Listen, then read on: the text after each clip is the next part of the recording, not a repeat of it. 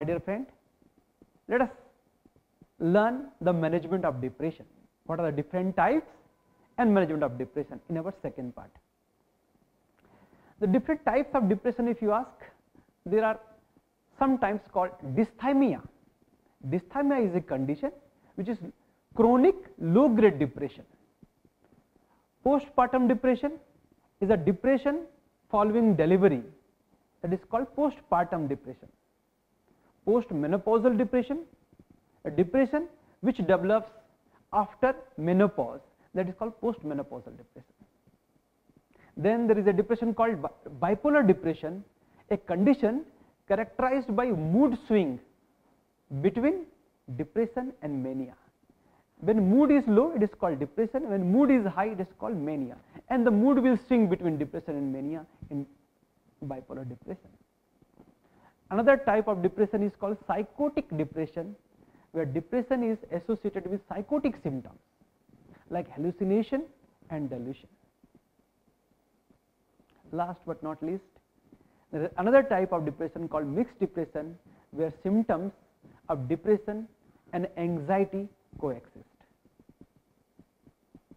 My dear friends, the diagnosis of depression is done through some rating scales.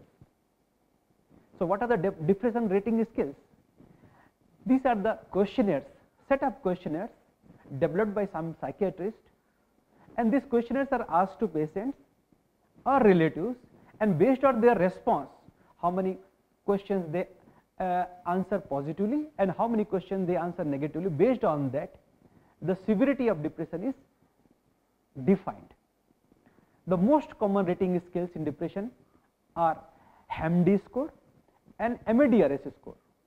HAM-D stands for Hamilton Depression Rating Score, and MADRS stands for Montgomery-Åsberg Depression Rating Scale. So these rating scales are very much useful not only to diagnose depression but also to track progress and impact of treatment. Now let us learn something about pathophysiology of depression, what happens at the neuronal level during depression. It is seen that limbic system in the brain controls our emotions, and studies have shown that during depression concentration of neurotransmitters like serotonin and norepinephrine at the synapses level goes down significantly. So we can conclude that low concentration of serotonin and norepinephrine at the synapses level is a major cause of depression.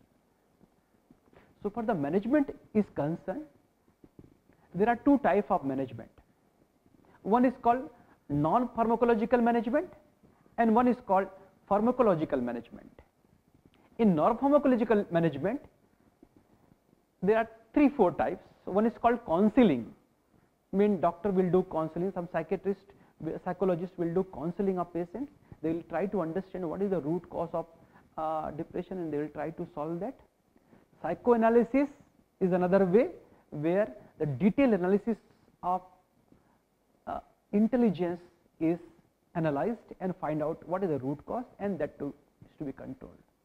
Another way of non-pharmacological management is CBT, cognitive behavior therapy. It is a mental toolkit to challenge the negative thoughts and behavior.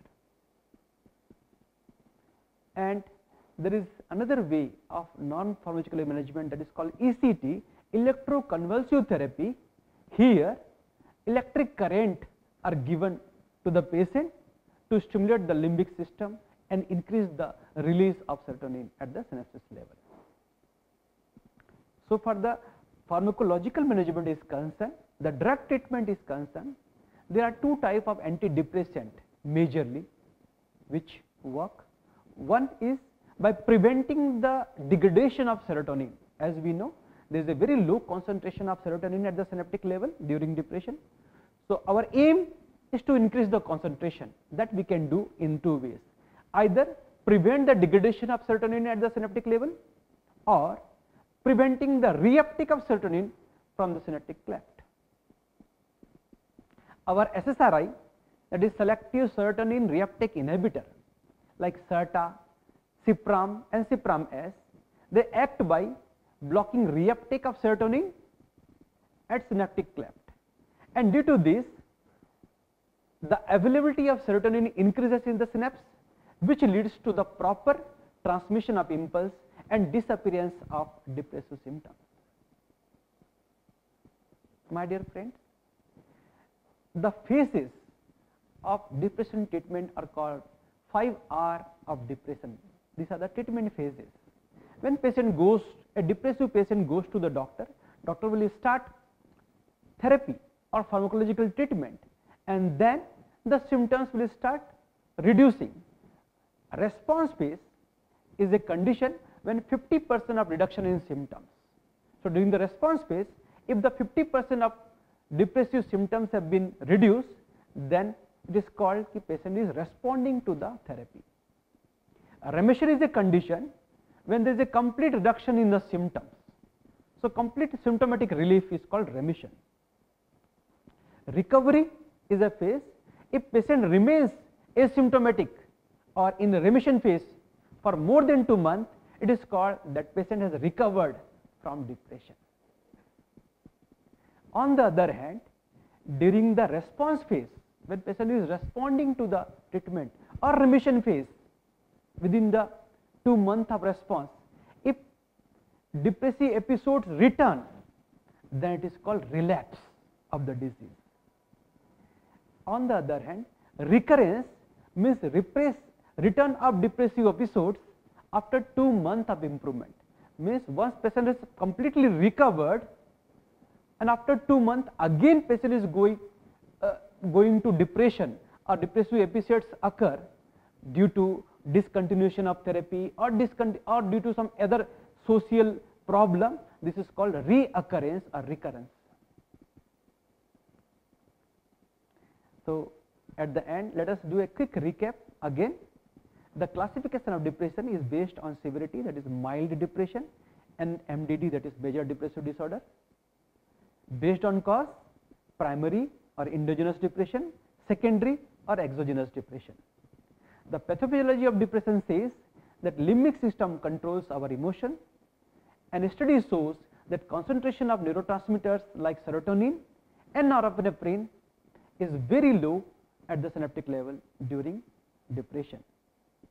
The pharmacological, non-pharmacological treatment include counseling, cognitive and behavioral therapy, ECT, that is electroconvulsive therapy, and pharmacological treatment includes either by preventing the degradation of serotonin or preventing the reuptake of serotonin at the synaptic cleft. Our drug like SSRI, selective serotonin reuptake inhibitor, treats depression by blocking the reuptake of serotonin at synaptic cleft, thereby increasing the concentration of serotonin at synapse. Thank you.